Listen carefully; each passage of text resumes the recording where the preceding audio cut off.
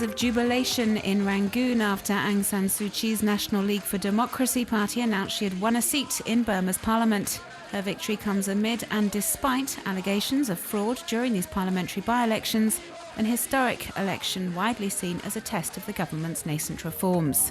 So vigilance was the name of the game, and according to numerous reports circulating online, in some polling stations wax had been put over the checkbox for NLD candidates, which could be rubbed off later to cancel the vote.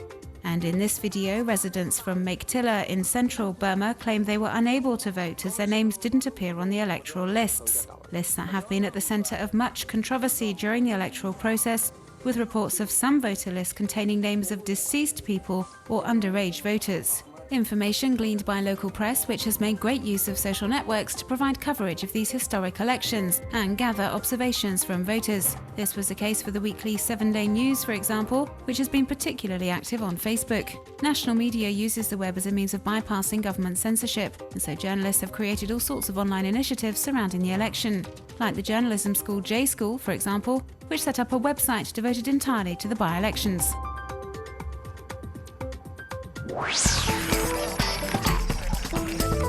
Jihadist web forums are experiencing service outages. These websites are a key part of Al-Qaeda's recruitment strategy, and some of the terrorist network's main message forums have been offline for close to 2 weeks now. And according to experts interviewed by the Washington Post, this could be the result of a cyber attack launched by a hacker group or the result of deliberate actions taken by an international government.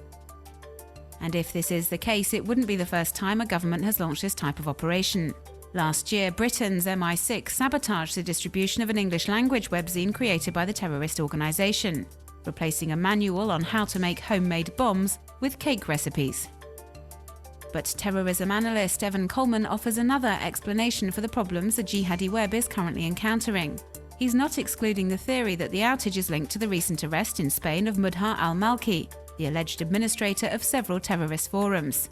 The sites could have been deactivated to stop them being infiltrated by intelligence services. Whatever the reason, this wave of outages has revived debate on how to deal with these web forums that glorify terrorism. Journalist Nathan Pippinger has written about it on the website of the New Republic magazine. He wonders if it would be better to simply shut them down or monitor them to glean information about the people that visit them.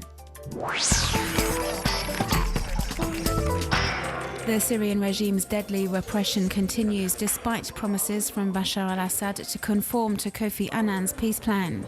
It would appear that on some occasions government forces have actually filmed scenes of the crackdown to use as trophy videos to frighten rebels and show them what's in store for them if they don't back down. Although difficult to verify, the footage has been widely relayed online by cyber activists to testify that over 1 year on, the ruthless repression continues. This video was recently posted online and apparently filmed by loyalist troops in one of the main hotbeds of opposition activity, Homs, and more specifically in the Baba Amma district, which has been totally devastated by weeks of shelling. We see soldiers on a tank. They're smiling and laughing as they drive through the ruins, seemingly proud of reducing numerous parts of the city to rubble. This other extremely disturbing video was posted online by a Saudi Arabian blogger and is said to have also been filmed in Baba Amma, Homs, a few days ago. The video shows graphic images of soldiers gloating over dead bodies said to belong to rebels, some even boasting of shooting them in the eyes. And it appears some have taken the horror to a completely different level. As we can see in these images, which are doing the rounds on sharing sites, some soldiers, like here in the Damascus suburbs, even had photos taken in front of rebel corpses as a souvenir, like some kind of sick hunting trophy. In this video, which is currently doing the rounds on sharing sites, we see 3 heavy metal fans dipping their long hair in paint and then flinging it around. It's a novel way to paint a room, but we don't think it's going to catch on anytime soon.